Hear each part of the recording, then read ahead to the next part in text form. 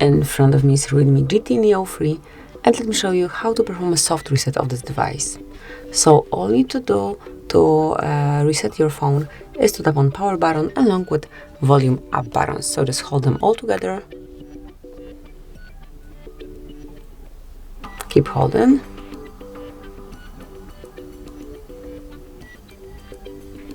Still hold the buttons. And when you see the Realme logo, you can release them.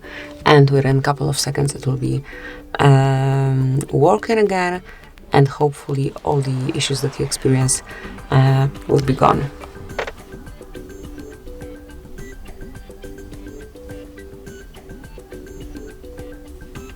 Then just draw your unlock pattern, and that's it. As you can see, you're back in the standard user of your phone and it is working.